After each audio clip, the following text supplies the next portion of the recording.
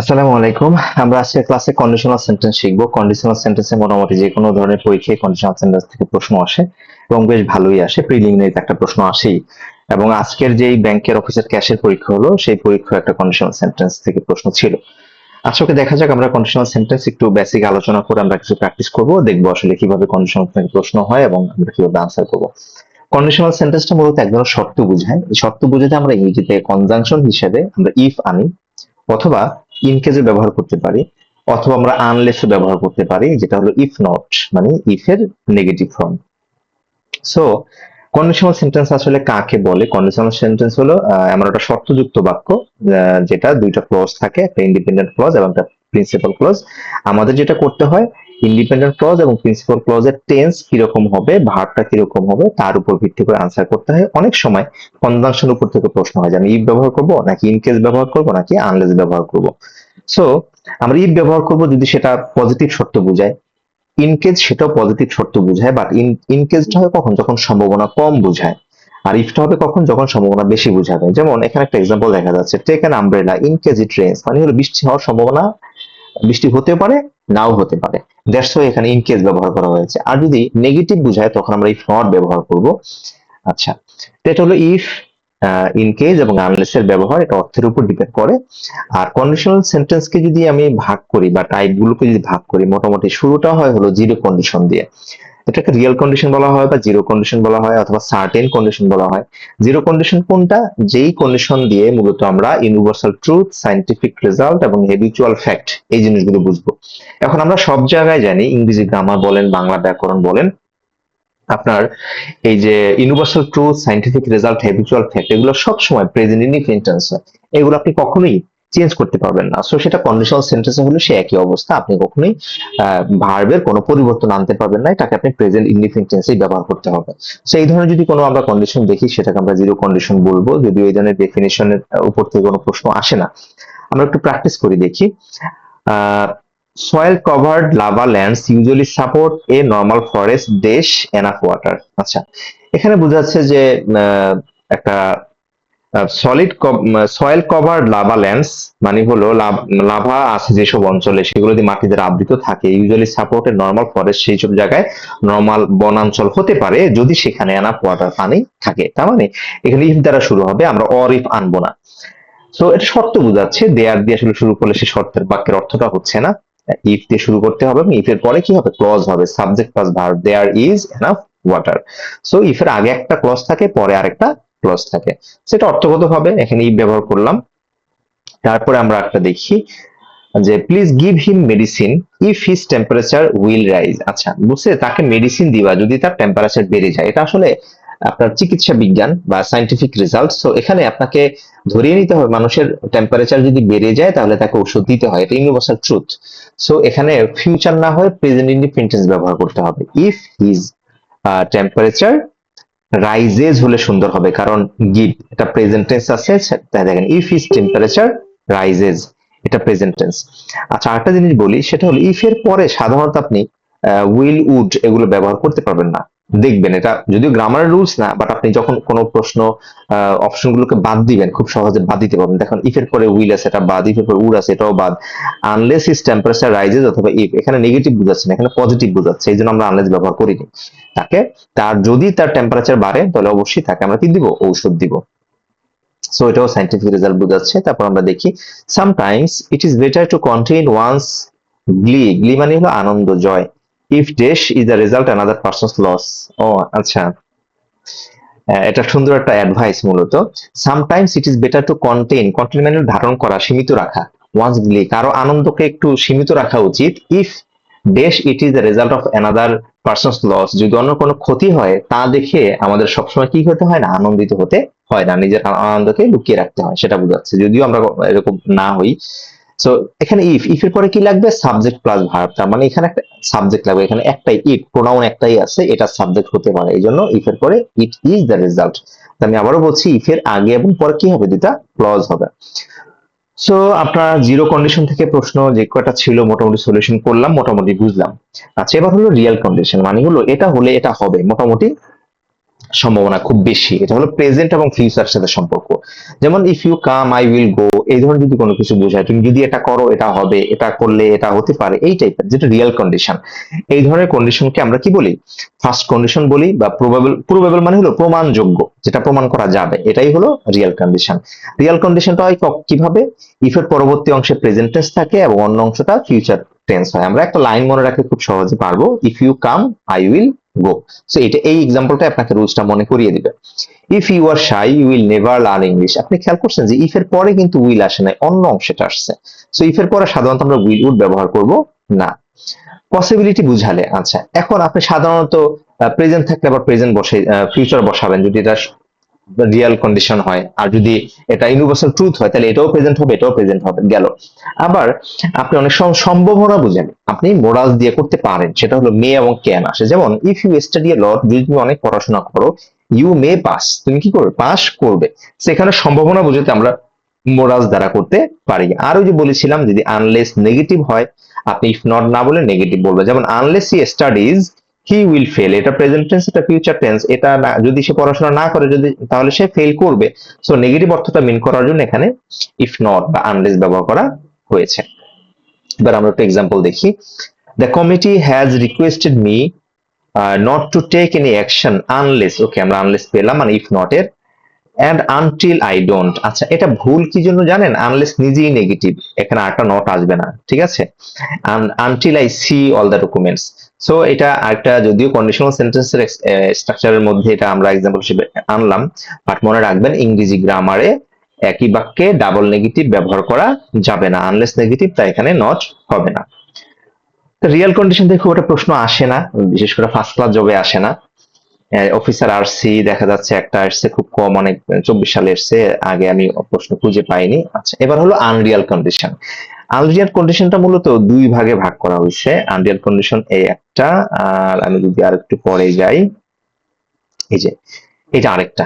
So আমি একটু আমরা এটা শেষ করে তারপরে যাচ্ছি। আনরিয়াল কন্ডিশনের প্রথম জিনিস হলো এটা পাস্ট টেন্স হয়, এটা ধরে নেবেন। হ্যাঁ, এখন আনরিয়াল কন্ডিশনে পাস্ট টেন্স পাস্ট ইনডিফিনিট হতে পারে, পাস্ট পারফেক্টও হতে পারে। দুইটা ভাগে ভাগ করা হয়েছে। পাস্ট ইনডিফিনিট হলে একরকম স্ট্রাকচার, আর পাস্ট পারফেক্ট হলে আরেক রকম স্ট্রাকচার। এবং এটার পড়তে গিয়ে আমি একটু একটা জিনিস অ্যাড করি আপনার সাথে, সেটা হলো সেটা হলো যে আপনারা যারা মোরালস পারেন তারা দেখেন would could might plus V one, এটা কিন্তু পাস্ট ইনডিফিনিট টেন্স। এখানে যদি উড হ্যাভ ডান মানে উড কুড মাইটে পরে হ্যাভ প্লাস ভি থ্রি বলতাম, তখন সেটা পারফেক্ট টেন্স হতো। সো আপনি যদি আনরিয়াল কন্ডিশন দেখেন তখন একটু সহজভাবে ভেবে নেবেন, এটা পাস্ট টেন্স, এটাও পাস্ট টেন্স, শুধু এখানে ক্যান কুড মাইট এগুলো আসে, উইল উড মানে হলো পাস্ট মোরাসের পাস্ট ফর্মটা আসে। তাহলে একটু আপনি যদি অপশন কোনো কিছু নাও বোঝেন, মনে রাখবেন ইফ এর যদি আনরিয়াল কন্ডিশন হয় সেখানে একটা যদি পাস্ট টেন্স হয় অপরটাও পাস্ট টেন্স হবে। এখন দেখেন ইফ দে ওয়ার এডুকেটেড, এটা পাস্ট টেন্স ওয়্যার আছে, দেখেন কুড লিভ, এটা পাস্ট টেন্স হয়েছে, লিভড হয় নাই, বাট এখানে একটা কি আনতে হবে? উড কুড মাইট আনতে হবে। এবং উড কুড মাইটটা আপনি ইফের পরবর্তী অংশে দেখবেন, অবশ্যই অন্য অংশে দেখবেন। সো এই জিনিসটা খেয়াল করবেন। আর একটা হলো উইশ, উইশ থাকলে সবসময় অবাস্তব বোঝায়, এবং সেই ক্ষেত্রে আমরা পাস্ট টেন্স ব্যবহার করব, অথবা এম ইজ আর থাকলে সেখানে আমরা ওয়্যার ব্যবহার করব, I wish I were a king. তাহলে আনরিয়াল কন্ডিশনটাকে আমরা দুই ভাগে ভাগ করেছি, একটা হলো পাস্ট ইনডিফিনিট দিয়ে, একটা হলো পাস্ট পারফেক্ট দিয়ে। পাস্ট ইনডিফিনিট হলে পাস্ট ইনডিফিনিট হবে, পাস্ট পারফেক্ট হলে পাস্ট পারফেক্ট হবে। বাট এই অংশটাকে আমরা মোডালস দিয়ে করব, would could might plus V one, অথবা would have could have might have plus V three. যারা মোডালস পারেন তারা মোটামুটি স্ট্রাকচার আরো ইজিলি বুঝতে পারবেন। এবার দেখেন I bought you new dress, would you be. আচ্ছা, এটা পাস্ট টেন্স, উড বি এটাও কিন্তু পাস্ট টেন্স। এখন এই অংশে আমরা কি লাগবে? একটা কনজাংশন লাগবে, এখানে অর্থগতভাবে ব্যবহার করতে হবে। If I bought you a new dress you would be happy, যদি আমি তোমাকে একটা কিনে দিতাম ড্রেস, নতুন ড্রেস কিনে দিতাম, তাহলে তুমি খুশি হতে। শর্ত বোঝাচ্ছে, তাই ইফ ব্যবহার করা হলো। ওকে, এবার আমরা দেখি নেক্সট, উই উইশ টুডে। আচ্ছা, এই উইশ এর নিচে দাগ দিবেন, উইশ থাকলে সেটা অবাস্তব বুঝালে এটা পাস্ট টেন্স, তাহলে এটাও ওয়াজ না হয় কি হবে? ওয়্যার হবে। সো এটা পিন পয়েন্ট হিরোর, উইশ থাকলে আমরা পাস্ট টেন্স ব্যবহার করি, এবং বি ভার্ব থাকলে সেখানে ওয়্যার ব্যবহার করতে হয়। আই উইশ আই আনসার্ড, একটা পাস্ট টেন্স হবে। হ্যাঁ, এই দেখেন past tense answered.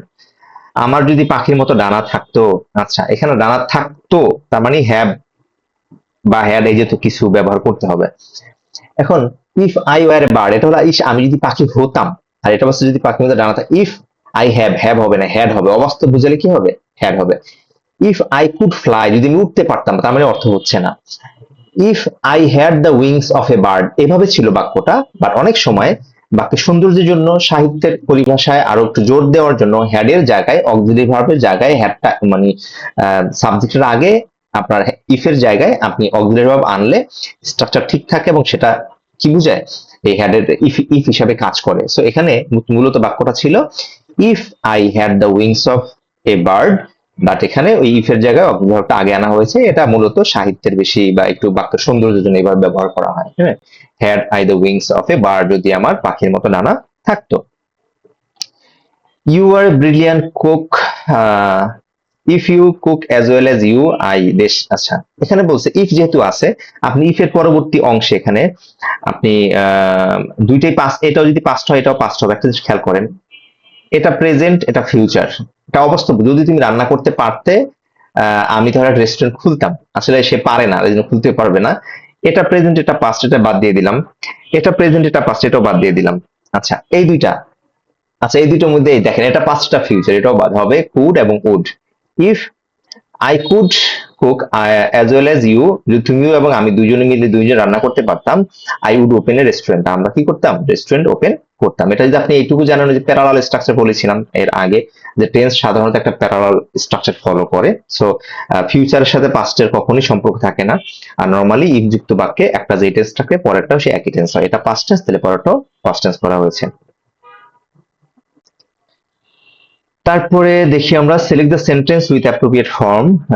If Selina had, okay এটা পাস্ট, পাস্ট ইনডিফিনিট হ্যাড, এটা কিন্তু হ্যাড এর পরে ভি থ্রি নাই, এটা হলো হ্যাঁ, শুধু হ্যাড থাকলে সেটাকে আমরা পাস্ট ইনডিফিনিট ভাববো, এবং পাস্ট ইনডিফিনিট হলে পরটা পাস্ট ইনডিফিনিট হয়, সেখানে উড কুড মাইট আসে, উড বাই এটা হতে পারে।